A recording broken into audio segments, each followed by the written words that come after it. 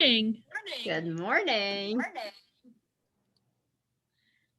Look, I actually get to see you this time. You know, that crazy Google whatever y'all like over there.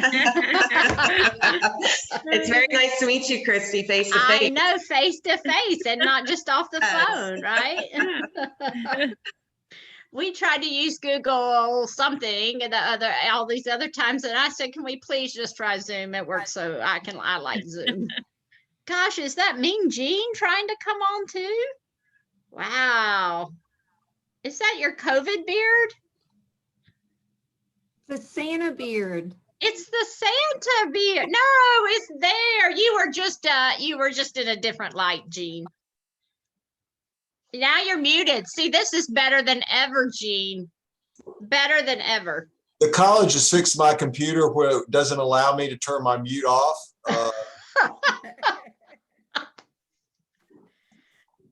We like you like that. Look, you look like you're a movie star. Really? Yes, like you have a haircut and everything. Well, you know, God and nature have taken care of the haircut part. Oh my gosh. We're an all-time collaborative crew here, is what we all say. You know, it's exciting. Hi, Jonathan.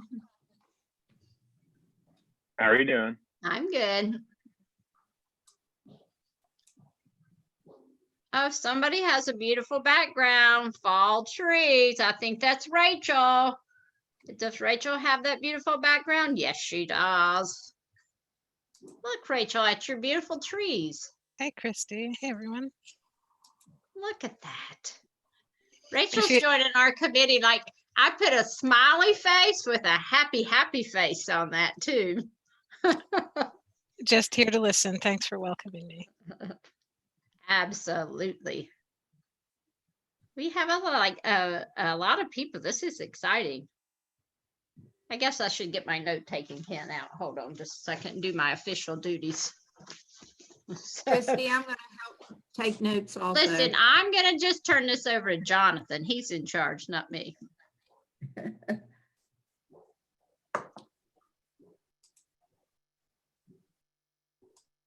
So do we have everybody on, Christy? Well, let's see. Jan is joining us. Hi, Jan King. I see you have joined us. What an exciting thing that is, too. I see you, Jan. So, and Sarah has joined us. Yay, Sarah. I think, let's see, I think just about everybody, they'll join on in. So I think everybody is coming on board. So, yeah, I think we're getting there, Jonathan. So maybe a minute or two. And then Trevor, we're nice to see you. And as we go through, my screen looks like the Brady Bunch. It's always so exciting to see everybody like that. So I always get excited to see people. You know, you don't see a lot of people ever. This is more than COVID ever allows, like in one place at one time. So you know how that goes. Bill Cedarberg is here. Yay! What a nice welcome. Thank you. Yes. Do you ever get that on those other calls you sit in on? I don't think so. Right? Well, I've gained 5 pounds from eating gummy bears during Zoom calls. So, Hey, that's my future NC. It's a new credential. How many gummy bears you could eat? all right. Well, it's hard to keep up with Nathan, so I'm trying. Right, Nathan? Is he online yet? Oh, I can't figure out Nathan yet. Okay.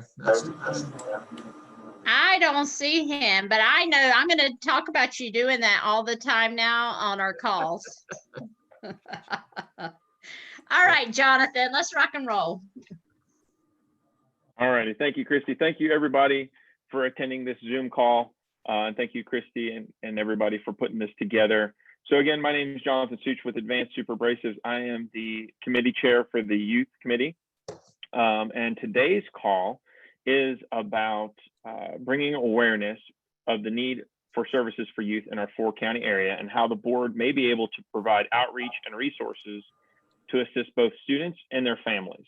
Obviously, we're living in very different times through the pandemic and everything else. You know, just turn on TV or radio, you can tell we're living in different times. Take a ride down the street, everything's different. So the Mountain Area Workforce Development Board funds the Next Gen Youth programs, which are allocated under Workforce Investment and Opportunity Act, WIOA, as most people know it, and provide case managers and assistants to the 4-county area. These are defined programs, so how can the board add value to our program outreach? Most students attend school each day in our 4-county area, and that changes depending on if there's outbreaks in a specific school or anything like that. You know, the schools have done an amazing job, you know, having to act on the fly when there's positive cases and, you know, contact tracing and everything, far above and beyond what they should have been expected to do, and they've done an amazing job. But how many of them return to home or the home that they began their day from? And this is talking to the students. You know, a lot of students are not living at home. Some are living on other people's couches or just roaming. And understanding the youth populations in our schools helps the Workforce Board from a programmatic perspective and allows us to understand more about the future workforce. So today we have great speakers. Luckily, I will not be speaking because I'm not an expert on this, but we have K through 12 experts. They're going to help us understand the students in our schools and what they're struggling with each day. And so we're going to hear from Asheville City Schools, Buncombe County, Henderson County, Madison County, and Transylvania County. And I'm very happy to have these speakers here. I really appreciate their time and their insight. And I think we're going to learn a lot about what these students are going through. And probably we're going to start brainstorming some ideas on how we can help. I'm sure these speakers will have some of their own suggestions, which are greatly appreciated. And anything that we can add from the youth committee will be more than beneficial to take to the board and see what can the board do to help these students that are really living, you know, not just in troubled times because of the pandemic, but troubled times every day of their life, even post-pandemic.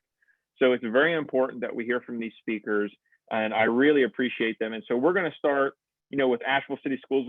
I have kind of alphabetical order through the school system. So we're going to start with Asheville City Schools, and looks like Jessica Supik, the Youth in Transition Coordinator. And so I'm going to turn it over to you, Jessica, and then after you, we'll be going to Buncombe County. Hi, everyone. My name is Jessica Supik, and I am the Youth and Transition Coordinator for Asheville City Schools, with coordinating services for our McKinney-Vento and foster care population. And then I'm going to turn it over to Shannon Boyd real fast so that she can introduce herself. Good morning, everyone. Yes, I'm Shannon Boyd, and I am the Youth and Transition Coordinator as well for Buncombe County School, and oversee McKinney-Vento and foster care within the county. I don't know, I wanted to just ask a quick question maybe for Christy or Jonathan. I thought it might be a good thing for us to share what McKinney-Vento is. Is that something you would, okay. And so Jessica and I got together and we were going to, we nominated Beth to share.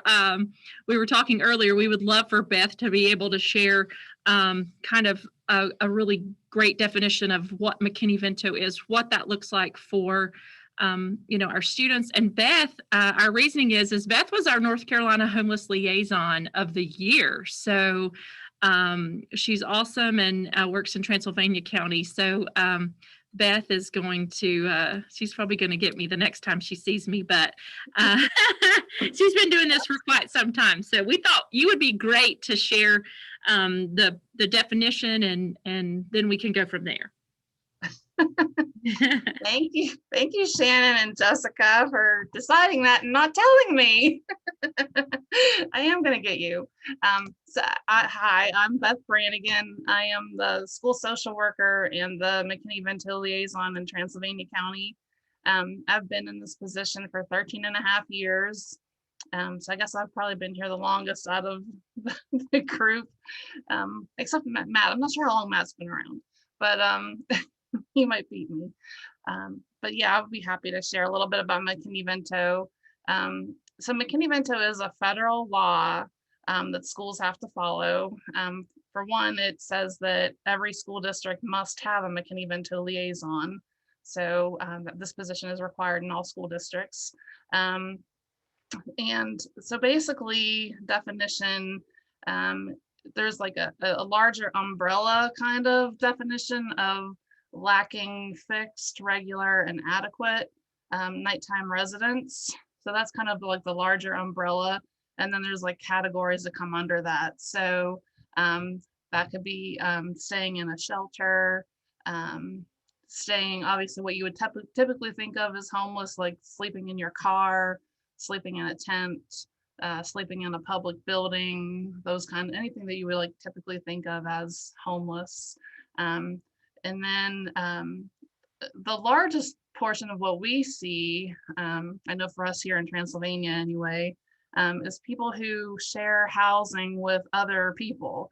And we call that doubled up. So that's, so you lose housing and you don't have the resources to be able to find your own housing. And so you find a friend or a relative or someone that you can stay with. And many times these can be really overcrowded situations, with people sleeping on the couch, people sleeping on the kitchen floor, you know, several people piled up in bedrooms.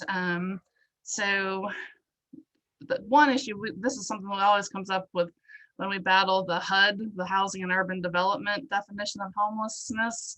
This whole category of doubled up is something that does not count under the HUD definition of homelessness. And I think they just think that these people have a nice home to stay in, but it's really not. It can be, some of the worst situations I've seen have been doubled up situations. So that's just a really big one. So let's see, did I get it all? Shelter, hotel is another one. People who don't have any place to go and can stay and maybe find a hotel. Or in Transylvania County, we don't have a lot of hotels, but we do have some like rental cabins, like really small, like vacation type cabins that people sometimes will stay in, especially in the winter, because that's the off season and that they can rent them for a little bit cheaper than normal. So yeah, that's another category that we see. Did I get it all? Since you threw me on the spot here. I know. I'm so sorry. Yes, that sounds really, really good. Yeah. Yeah. So, and just to kind of come off of what Beth was saying, Buncombe County Schools as well. Jessica, do you want to start with your numbers and a couple of maybe narratives, and then I can go, and then we can just go through. Absolutely. So I would like to touch base about unaccompanied homeless youth as well, which is something we see a lot of at our high school. And so our unaccompanied homeless youth are youth who are not living with a guardian or parents. And so basically we like to consider them couch surfing. They don't have a bedroom. They just kind of bounce around from couch to couch with friends of theirs or other family members.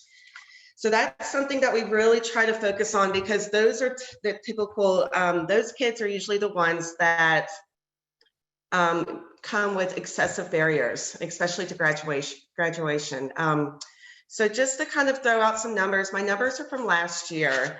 We had 165 identified homeless students in Asheville City Schools last year.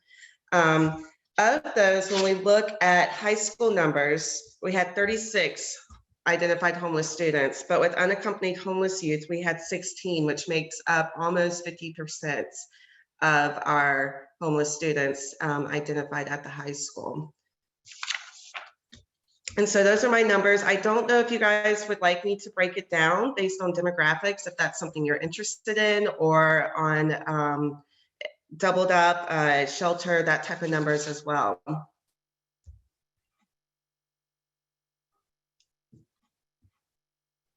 I think any data that you could share would be very beneficial for us, whether it's demographics or doubled up, because I think, the numbers for most of us probably are staggering just hearing what you've just said. So if we could have just a little better breakdown, I think it would help the committee understand a little bit better. Okay, absolutely. So this is just total for all of Asheville City Schools. For Doubled Up, we had 136 students, which comes roughly to about 82%. Shelter, we had 24 students. And Asheville City does have a majority of the shelters within Buncombe County. So that came up to 15%. Other usually results in families sleeping in cars. We've actually had, those numbers have increased this year already. But last year we had 2, which is 1%. And then hotel motel, we had 3 families or 3 students, which makes it about 2% as well. If you're going to look at it demographically for Asheville City Schools, African American Black was 118 students, which makes up 71% of our homeless population. With white at 13, that makes up 14%. Hispanic, we had 20, and that's 12%. And then other, which right now tends to be, right now it's focusing more on the Asian population, and that is at 2% for us.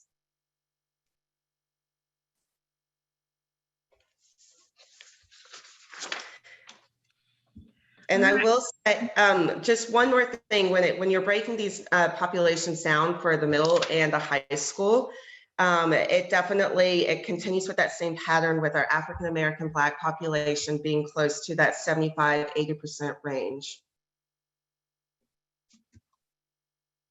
All right, I'm going to give this one over to Shannon so she. I did want to say a couple of things about, students that are identified as homeless under the McKinney-Vento law. So a couple of things that we work to do. One, they all receive free lunch and breakfast. So that's automatic. And then one of the things that we really try to work with students that become homeless is that school stability piece. And so making sure that they're able to stay in what we call their school of origin. So by law, we're required to provide transportation for these students.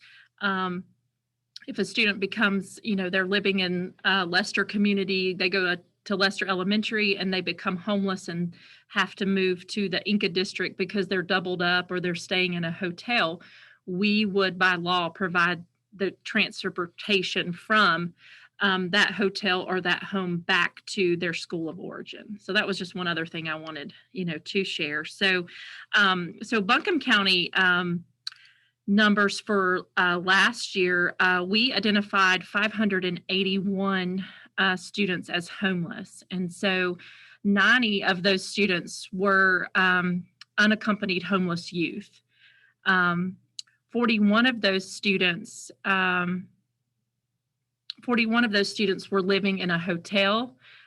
25 of those students were living in a shelter, and 33 of those kids were living unsheltered. So that was a car, a tent, something like that. And then the rest were doubled up with friends, family members.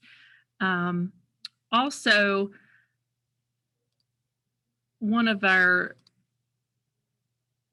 other demographics, let me share that with you as well. I have to go from screen to screen, so I'm sorry.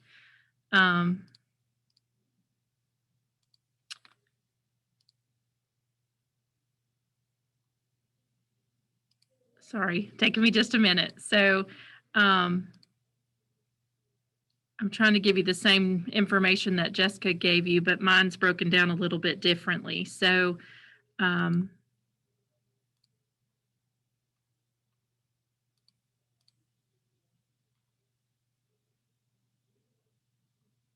yeah, I can't find it. I'm sorry. I thought I had it, but I don't. So I will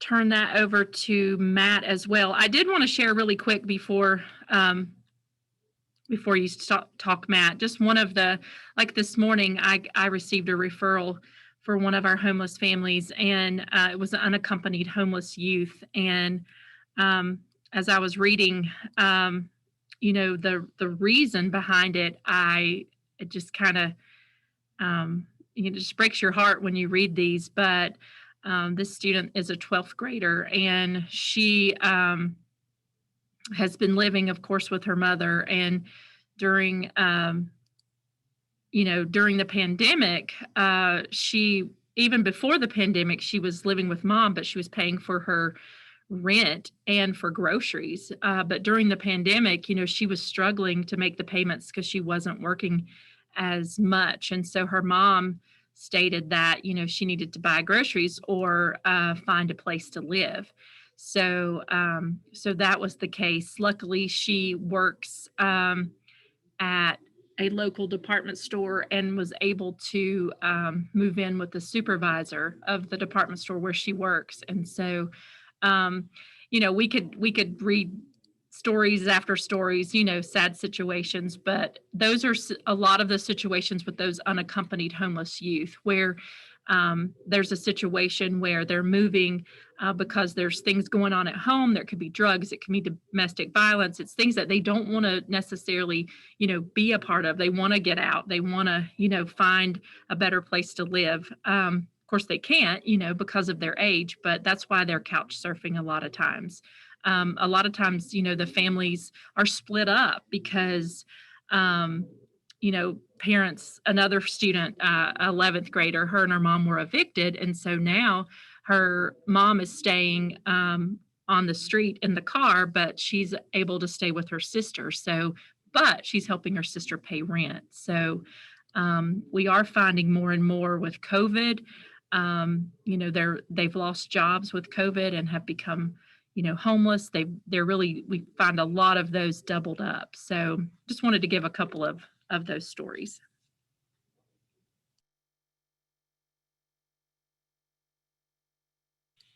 Matt, Thank you for Jessica. Yeah. So, good morning, everybody. I'm glad that we're able to talk about this. This is, of course, a subgroup of our kids that we are always worried about, but especially this year.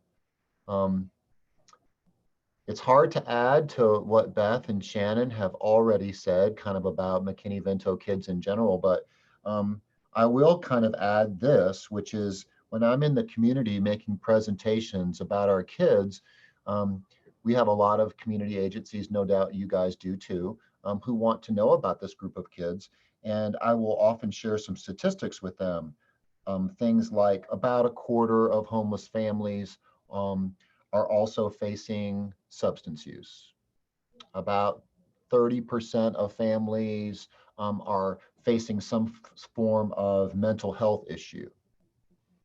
About 20% of our homeless families have a veteran that's in the family. And so what I find the audience doing is kind of adding up the percentages until we get to 100 and then kind of thinking that, well, if you're homeless, then you might have substance use, or you might have a disabled veteran trying to take care of you, or you might have mental health. But in fact, as you guys would maybe suspect already, those problems don't like choose one kid and then all the other problems are not known to that family. The problems pile up one on top of each other rather than kind of spreading out evenly. So certainly our kids have a lot going on. I have two people that work with me on homeless families with us this morning. Dr. King is our assistant superintendent, and she is with us. And I don't know if she wants to talk before Jessica gives our numbers and her talks about her work. Dr. King, do you want to say anything before we get started? I just appreciate being here and thank everybody for having a concern for our students who do have barriers. And I think if like-minded people work hard together, we can help remove some barriers or set aside some barriers for students so that they do have a good hope and a good future. But no, I appreciate being here, and I'll let you and Jessica go ahead and talk about our Henderson County initiatives and our students. Ms. Owenby, you want to share our numbers with folks? Good morning. My name is Jessica Owenby. I'm the McKinney-Vento case manager for Henderson County Schools. So last school year, we identified 321 students who were experiencing homelessness or housing instability. 47%, about that percentage were elementary students. About 20% were middle school students, 28% high school students, and then we also try our best to identify younger siblings who aren't yet school age. And so of that 321, about 4% were younger students not yet enrolled in school. Most of our students and families also live in doubled up shared housing situations. Last school year, 240 students were identified in doubled up situations. That's about 74% of our total. 32 students lived in a shelter. That's about 10%. About 7 students were living in their car, campground, or park, unsheltered. It's 2% of our total. About 28 students were living in motels or hotels during last school year. That's 9%.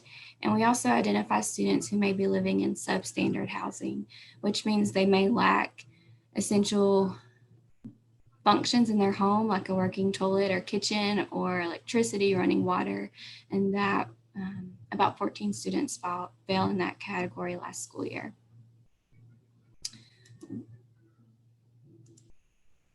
Matt, do you want me to share any other information right now?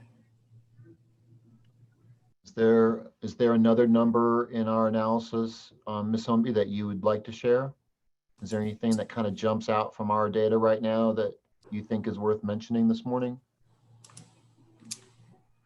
I think also it's important to mention we want homelessness to be a brief one-time experience, but often we do identify students multiple years. And so last school year, 73 students were previously identified as living in a homeless situation in a previous school year. And so it's a hard problem to solve because of lack of affordability and other barriers to renting and owning a home. And so it's sometimes we work with families multiple years. And Jessica, I'm glad that you provided that transition, because I wanted to mention that also. We've done some interesting analysis in our district over the years. For example, we have started keeping what we call a 4-year or a 5-year list of homeless students, because so often by the time we identify a child as living in unstable housing, much of the school year or the semester is behind us. And there's not a lot that we can do sometimes to really help that child recover the school year or the semester. But instead, of course, we find ourselves supporting the child as we go forward. So that got us to thinking, well, what if we could identify kids that are at risk of homelessness before they're actually identified as homeless and communicate that to school staff? And so these 4-year or 5-year homeless lists tend to have 500 or 600 kids in them. So what Jessica is talking about is that we typically in Henderson County identify about 300 kids a year as in that school year living in a homeless situation. But there's about double that number that have been identified in that situation in the last 4 or 5 years. So we're trying to get in front of stuff before it comes to us, but I will admit that that is easier said than done.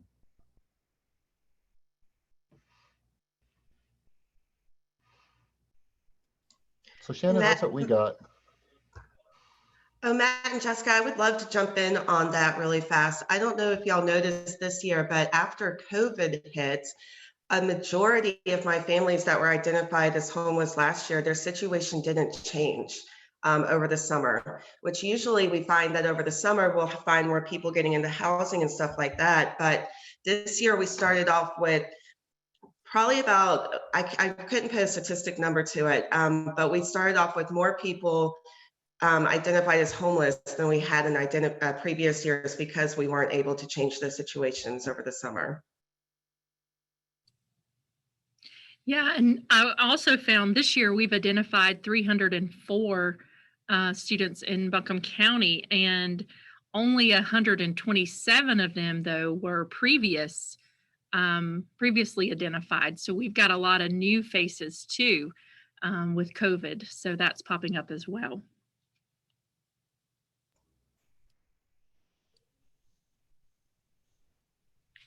Beth, you want to share your information? Yeah, I'll go ahead and do my numbers. And I did mine a little bit differently. I didn't even look up last year's numbers. I'm so sorry. And I'm trying to remember off the top of my head. And I want to say we ended the year around 126, but that's just off the top of my head. Our numbers did get a little, because of COVID in the spring, I will say, when schools closed in March, I don't think I identified another homeless student from March till June. I mean, they really, the sad thing was our families really kind of fell off the grid. And it was really hard to make contact with people. So yeah, it's kind of skewed our numbers for last year.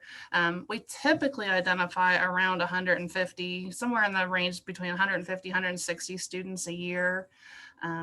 Transylvania County Schools is a smaller school district. We have around 3,500 students total in our schools. So we're a little smaller. But yeah, we usually identify around 150.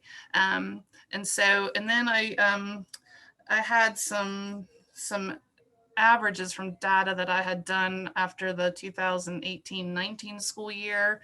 And it felt like it was pretty typical. This is pretty typical of what we tend to, how our breakdown tends to fall out. So in that year, we had 75% of the students that we identified were doubled up. And that doubled up category, which I had talked about before, that's like the biggest thing that we see. And then about 10% were in hotels, about 8% were in a shelter. And again, in Transylvania County, we have 2 shelters. We have a homeless shelter. Our homeless shelter has 2 parts. There's a homeless shelter for single adults. They stay in one building. And then there's a family shelter for families with children.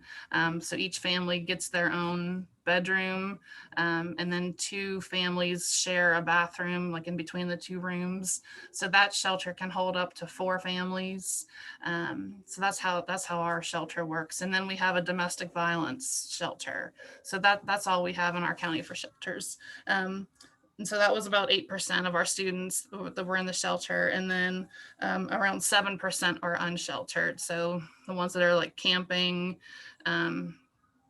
usually it's camping in our area. People, a lot of people stay in the forest here in Transylvania County in tents, or they find different places to camp.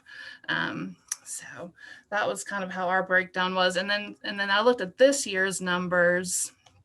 So right now we have 75 students identified, and it's a pretty even breakdown with about 25 at the elementary level, 25 at the middle level, 25 at the high school level, kind of splits out pretty evenly. So that's what we have so far this year.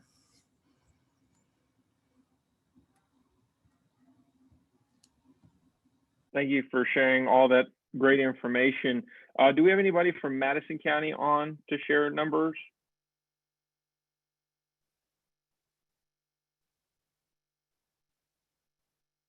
Not seeing anybody from Madison County. So I guess at this point, I really want to thank you all for sharing the numbers and some of the stories and everything, and how, you know, the pandemic has kind of put another kink or another wrench in the pile, so to speak, with all the things that you have to deal with.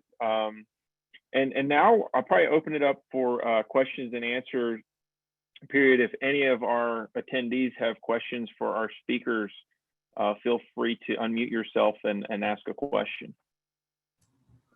Before we do that, can I just add, I just wanted to go over a few things like hurdles and things that we see. So I thought we were just doing numbers, but No, go ahead. Just want to throw a few things out. So for us here, and transportation is our hugest barrier. I mean, it's huge. It just, not just transportation to the school of origin, like Shannon talked about, but just like kids who want to work, but don't have a way to get to work or from work. So that's huge for us. And then one thing that I work on a lot with students is helping them get their photo ID, which requires they don't have a social security card, they don't have a birth certificate. So like tracking down all those, helping them get those documents so that they can get their photo ID, which is also something they need for work. So those are just some of those kind of barriers. And then just general, like of our homeless population, I think we just see there's a lot of abuse, kids that, and I'm seeing this so much this year. This is one thing that's really grown this year and I think the pandemic is partially responsible. I'm seeing just a lot of kids and parents just going at each other, just really getting into some bad fights and things like that, and just really, negative talk towards each other and that sort of thing. Seeing so a lot of abuse kind of stuff going on, and neglect kind of falls in with that as well. A lot of food insecurity. We're doing our best to get to meals to folks with our meal programs, but definitely a lot of food insecurity. High school kids that care for younger siblings that have that kind of responsibility, high school kids that work to pay the bills for the family, that sort of thing. Yeah, so there's some of our struggles. So I just wanted to throw that out there too. So before I open it back up for question and answer, how about if I ask all the other speakers to add anything to Beth's list of hurdles or barriers that you're seeing in your particular school districts? With Asheville City Schools, since we're not quite back in school yet, I don't think we're necessarily going to be able to really identify what's going on out there as of yet. Transportation has always been a huge issue for us, mainly because Asheville City School folks usually, sometimes when they get housing, they'll go over into Buncombe County, and the same thing happens with Buncombe County. So we try to keep them in their school of origin. But that usually means that we are having to bus these kids all over Buncombe County, and it ends up being like 5:30 a.m. bus calls, and they don't get off the bus till about 5:30 or 6 at night. So that's really big, especially for our babies, our younger ones. Food insecurities, we are actually, our nutrition team has done a fabulous job of getting food out to our families right now. So I'm super appreciative of that with them. And then I will agree with Beth, our older students, the ones in high school, we see a lot of fighting right now with families. A lot of our kids are just being asked to leave or just kind of leaving on their own, which is why our unaccompanied homeless youth numbers, I think, that's the reason they're going through the roof right now. So. Yeah, I agree with Beth and Jessica. We're seeing the same things. Transportation is always, it's a big county, so it's always an issue. Those kids are getting on really early in the morning and getting off really late in the afternoon.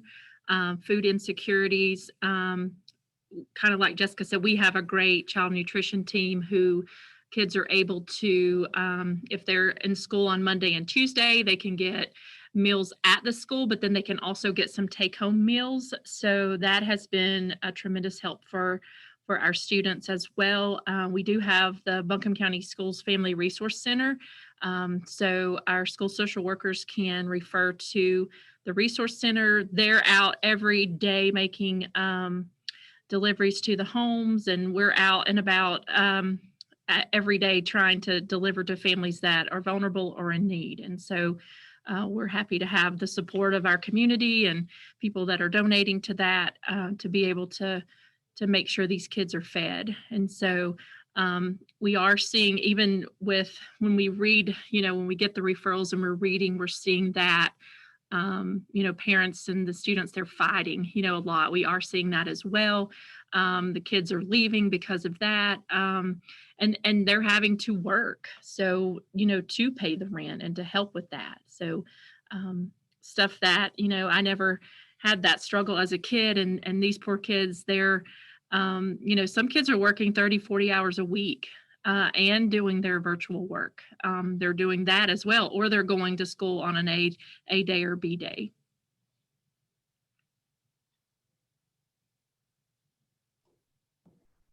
Are we next, Henderson County? Yes. I'll say that one of the barriers that we find to educating homeless youth is a real fundamental one, but it's maybe not what folks think. So often we look at these at-risk students and we say, you know what, if we can just get them to finish school, if we can just get them to graduate, if we can just get them to pass their classes. But the real issue is not that. The real issue is that if we got into the education business to change lives, students from these at-risk environments don't need to just get by in school. They need to excel, because it's excelling in school that allows them to most reliably break that cycle of poverty. So one of our fundamental barriers is this kind of built-in idea that when children are struggling, that we don't lower expectations, but instead try to build extra support or bridges, because many, and I know that I will see nods across my screen when I say this, but many of our homeless youth are very, very talented kids that have a lot of potential in school. And I feel like getting to that potential is one of our most important tasks, but it is probably the hardest one, right? The other thing that we find both kind of anecdotally and in our statistics is that it's hardest to identify McKinney-Vento children and youth in high poverty schools. Our kids want to avoid attention, especially our middle schoolers. They want to fit in. And so oftentimes, we have the most success identifying children when they look different than their peers. And often our homeless youth look exactly the same as their peers. And so 2 barriers for us would be to try to accelerate their academic achievement, and then finding them is very difficult sometimes. Ms. Owenby, what would you add? I would add also just the mobility around homelessness. The statistics we shared at the beginning about who's doubled up, who's staying in a shelter, that's the first place where we identify them as being eligible for McKinney-Vento. But oftentimes they may be doubled up and there's conflict and they move into their car for a couple of days, and then they maybe stay in a motel for a few nights and then find another relative or friend to stay with. And so that mobility impacts, of course, the attendance, getting to school every day on time, and it changes how a student can connect with their peers and with their teachers. And so thinking about how a student can think about the future after graduation, often they may not have the capacity to really consider those options because they're just thinking about where they're going to stay that night or how they're going to get to school or get home. Yeah, one other thing I was thinking about adding to kind of is our unaccompanied homeless youth and their access to mental health and to services like Medicaid and food stamps, because they're not living with that parent or guardian, and if they don't already have those services, trying to connect and get those services for them, it's almost impossible. So so they're struggling with those mental health and those things that we can't, it's so hard for us to help navigate that.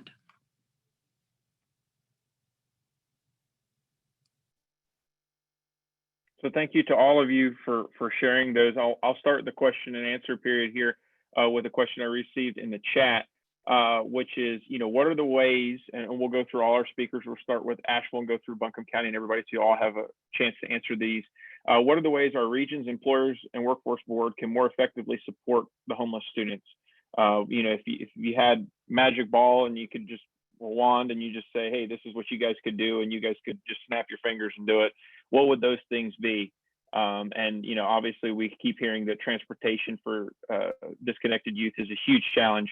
Transportation in our area is a huge challenge, unfortunately, and it's affecting all parts of our community. But what are some ways that the region's employers and workforce can more effectively support these students?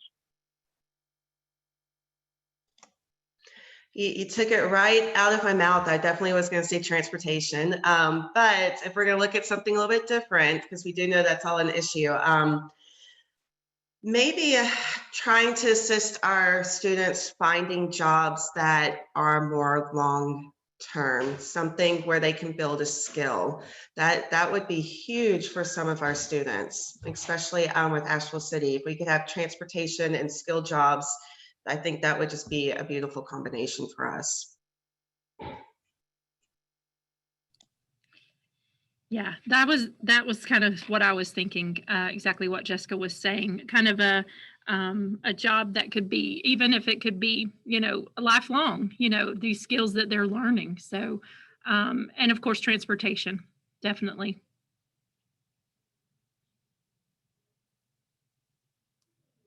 I can jump in here, speaking for the Workforce Board and our relationship with employers in the area. I will start by saying a few years ago, I worked with a case manager in Madison County with a homeless youth, and we found him a good job locally. He managed to get different means of transportation to the job. He excelled at the job, but his mother had mental illness. She was being abused. He became doubled up with different friends. And even though he excelled at the job, his housing was so unstable, he ended up moving to Tennessee.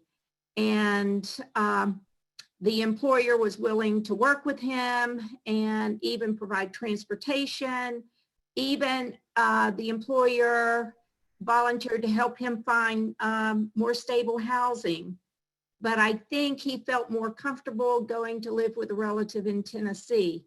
So through our NC Works centers and through the NC Works database, there are ways that we can assist the youth in identifying their interest and their natural abilities and trying to match those with employers in the system who have jobs. We also have short-term training programs. My program in particular is called On the Job Training, but it's for individuals 18 and older. And these tend to be jobs which are full-time and long-term. So we really couldn't serve them perhaps in that program until they were actually out of school.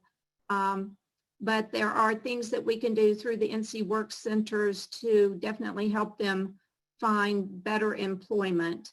I think it would be a balance between their work schedule and their school schedule. But it's something we could discuss with our Career Center managers. Perhaps it's obvious, but I'd like to kind of glom on to Ms. Darby's comments. We find that children have the most success both at work and at school when their employers recognize the situations that they're in and are real intentional about supporting those kids. One of the participants in today's meeting, Wendy Fry, surprised me not long ago when she came back after surveying some employers in our community, and what they were really looking for were those positive soft skills. So many of our unaccompanied youth and homeless children have really strong social skills. And I think that one thing that we could do better to help their prospects for work and for life just generally is to really try to engage them on those positive or pro skills for the workplace. Being a team player, being reliable, being a problem solver, taking responsibility for both your successes and your mistakes. And so I know that Ms. Fry can speak to that much better than us, but we would love it if we could message more often with our employers that our kids really want to work and they really want to excel. And so much of that is about those soft skills that we don't talk as much about in school maybe as we do our academic content.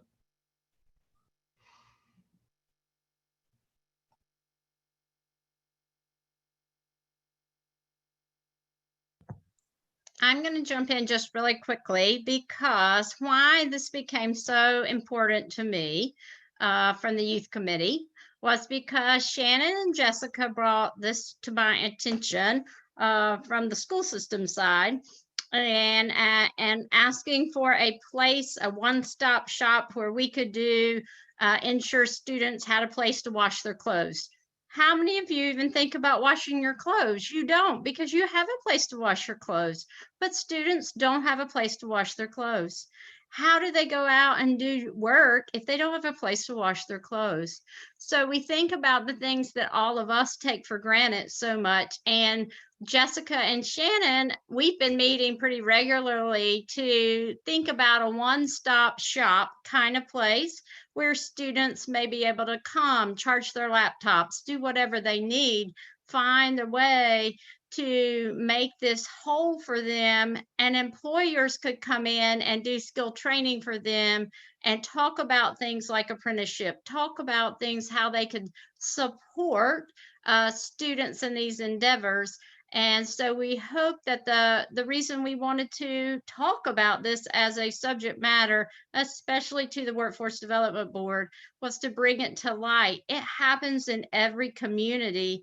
And these students, not only are we asking them to go to English class, math class, pass their classes, do all these things, but they are shouldering the load of their families.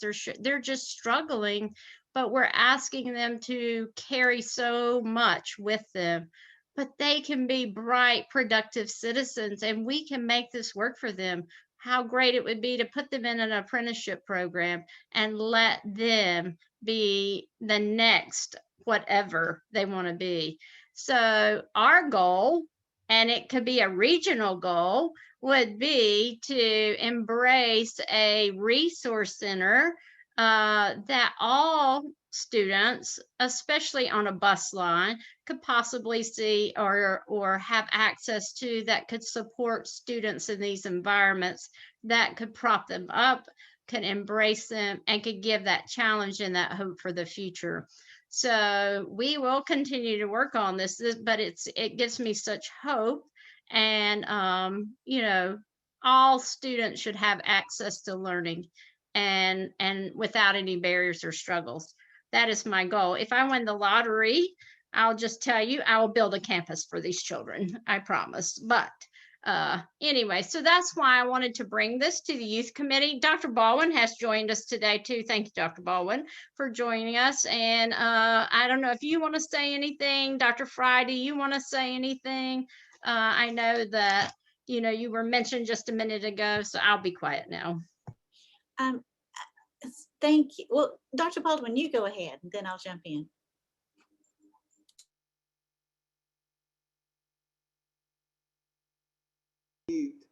You're fine. Okay, thank you, sir. So something that I was thinking about, in addition to kind of the soft skill development and so forth, and the internships and apprenticeship opportunities we have, is with CTE federal funds, we have the opportunity to provide a work study program. I know that doesn't take care of all of the different barriers that have been mentioned, like personal items to get a student ready to go to work. However, it can provide, and there's a cap on that money. The last time I checked, it was about $5,000. But if the students meet certain criteria, and I believe these most all of these students would, then we can pay them minimum wage to be on a work site and under the supervision of someone. And typically districts have used this money to have a work site at a school, so that the student, we're not having to worry about transportation, but we do have a responsible, compassionate adult who is providing that oversight to students. So I think that is just, even though the last time I checked, that money was capped at $5,000 for the year, and I don't think that's changed. If it could make a difference for 1, 2, or 3 students, I think that's one more resource to tap into.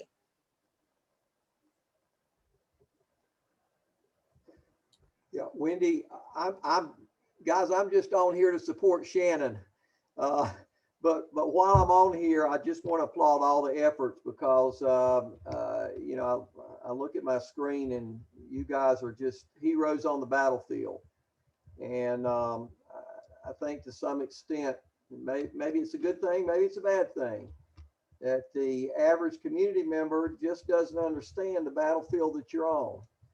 and the impact that you're making to so many families, not only students, but their family members as well. And I just like the discussion picking up again. I'm doing about 3-4 different things at once, but what I picked up, I love to hear the sustainability, the desire for sustainability for these kids, because I think to connect, I love the connection with the workforce development. CTE is certainly, as Wendy, as you said very eloquently, they're the champion out there and a great resource. We've got to think beyond just keeping them surviving academically in the high school building. So, again, you guys are my heroes. My Buncombe County heroes right there with Shannon Boyd. What she did this summer with that Family Resource Center is, it is just miraculous. And her efforts are very similar to what each and every one of you are doing in the various county systems. So all my superintendent peers, I know they're there to support you and continue doing just some tremendous work for our kids.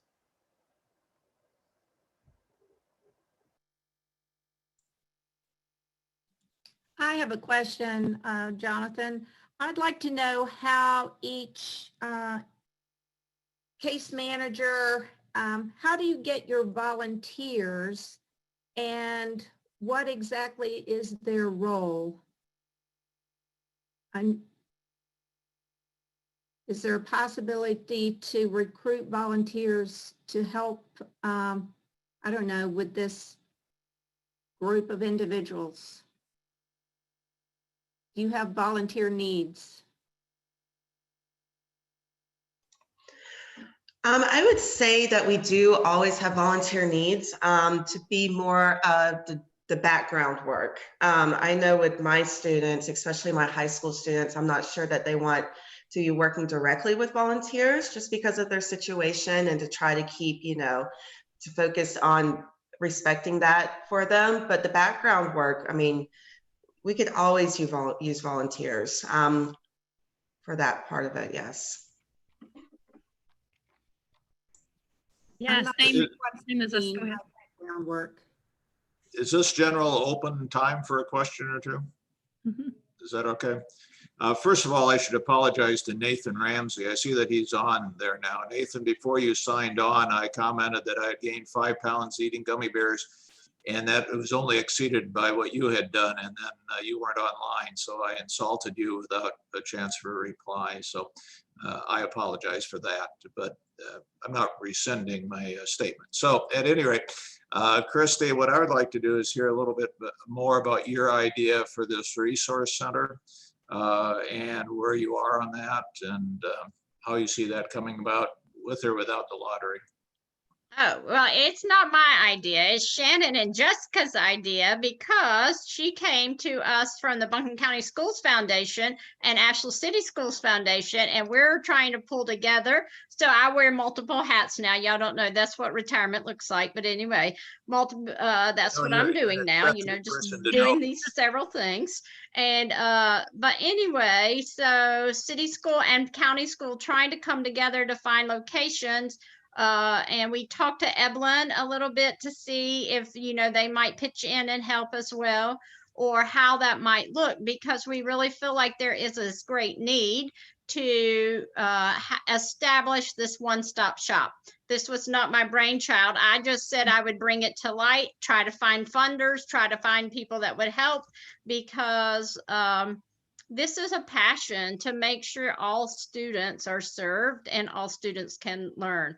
Think about those that could be served right at the Henderson County Buncombe line. There could be several of these. There could be regional ones of these.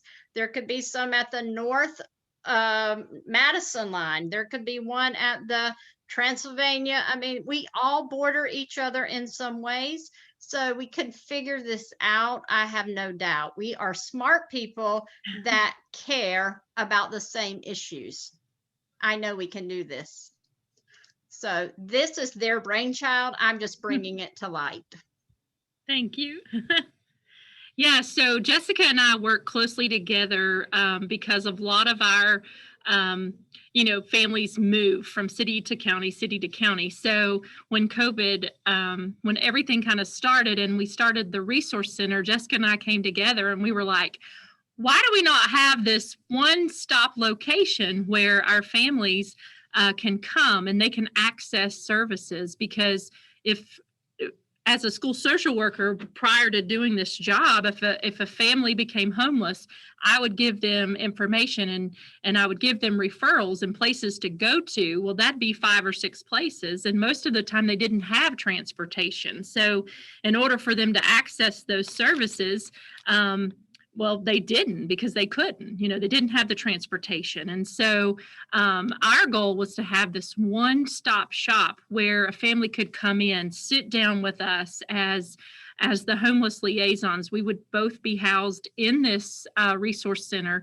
We would help families apply for public housing. We would help them, look for housing. If it's not public housing, we would help with food stamps, Medicaid, mental health, all the services that we could help provide them. We would do that in that one-stop location. They could pick up a food bag. They could pick up hygiene items. They could pick up diapers. They could pick up wipes.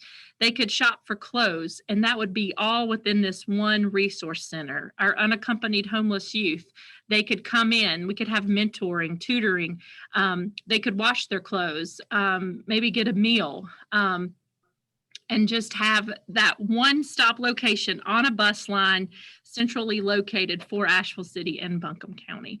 So that's kind of been our vision and where we want to go. And we talked to Christy and we've talked with, Asheville City Schools Foundation and trying to get, their input and how to make this happen. So it's something we're really excited about and something that we want to see happen. We want it to be sustainable. I said I want to retire in this same position in this resource center, down the road. And so we want to make it easy for our families to access. I want to have those relationships with those families. So when they come in, that I can sit down with them, I can hear, how did you become homeless? How can we get you into housing? How can we keep you from being in that situation again? So those are things that we're excited about and we're going to make it happen. So we've got Christy on board and she's excited. And we have a lot of supporters within, Dr. Baldwin's been great and just supporting our efforts and the things that we do. And we're really appreciative of that. Thank you. I guess I'd like to address Mr. Sutterberg's question about volunteers with something that's a little smaller than that resource center, but I'm all about that, Ms. Boyd. What we have really loved in terms of our volunteers is that we have a few families who have just reached out to us. It really feels like kind of like a relationship. And they have said, look, just call us when you've got something. So much of our support for these children is in federal funds, which of course, as everyone knows, comes with lots of red tape. And so when a family needs a washing machine repair, or when a family needs to replace a window and they don't have the carpentry skills or the funds to go to Lowe's and buy that window. In Henderson County, and I'm sure all of my colleagues would say the same thing, we've got folks who we know we can pick up the phone and call because our funds can't pay for those things. And just one kind of celebration that happened not long ago, it was at the end of last year, I think, Jessica, or maybe in the middle, but we had a family, this was a middle school boy and his grandmother who were unsheltered, living in their truck. And you would think, oh, well, let's get them a place to stay. But instead, what grandma really needed was a set of tires because she was driving back and forth to Beth Brannigan's place to work in Transylvania County. And when we called our contacts and said, hey, I don't know if you guys are able to do this, but we've got a couple of tires that are bald. Well, instead, of course, they bought 4. And that really changed that child's situation and that grandmother because it went directly to the safety because that truck was everything to them. We love having the informal volunteer support. We love that. I can say, and I didn't answer that either because I got a little excited about the resource center. Sorry about that with volunteers. Same as kind of what Matt was saying. We're always, looking. Families are always needing things that we can't sometimes just, access. Like at the resource center, we have the basic needs and school supplies and food, but like Matt was saying, those bigger items, they're a little bit harder to to access. So it's nice to always have people to reach out to say, hey, we have lots of churches and people. So we also, even at our resource center, we can sometimes use volunteers to help pack food bags. And so that's something people can always get in touch with me, and we would love to have you. If you want to come and see kind of what we're doing now, we would love to have you as well. And I'll just jump on here too with the volunteer question, and similar to Matt and Shannon, I think I have kind of just developed my own little network of people that I can go to when I need things, that I can just pick up the phone and call, and they will be there to provide. And just recently, actually, I had a family. First, they lost their house due to a fire. It burned down. Then they were renting a place and then got evicted from there. So they were able to, after the fire, they had purchased this trailer that they were going to work on and fix up, which is what they were in the process of doing when they got evicted. But then they had to just move into this trailer that was really just a shell of a trailer, and needed, plumbing and electricity and everything. And they're out in the, they're out way far out in Lake Toxaway, kind of out there in the woods. So the child, it's a high school girl, finally kind of disclosed to me that they were, and I've been working with the family trying to connect them with resources and things like this, but it didn't even dawn on me until I was talking to the child one day, and she was talking about having to go to the bathroom outside in the woods, not having a place to shower and that sort of thing. And I was like, oh my gosh, like we can get you like a porta potty or something. It was like, so we use donation funds to at least give them a porta potty so they don't have to go to the bathroom in the woods. So like things like those kinds of needs that come up that, are kind of special. It's nice just to have some donation funds and money on hand, like that we can do things like that to help folks out. I would like to say with the volunteer stuff, when I was saying background work, it's basically, we call them our guardian angels here at Nashville City Schools. They kind of adopt a family, one of our McKinney-Vento families, and they just follow them through the process. Even some of my families that have found housing, I still get these guardian angels calling me being like, can I drop off food? Can I bring you food to drop off? Or is there anything they need for Christmas? That type of stuff. So having these guardian angels is just really huge for our population.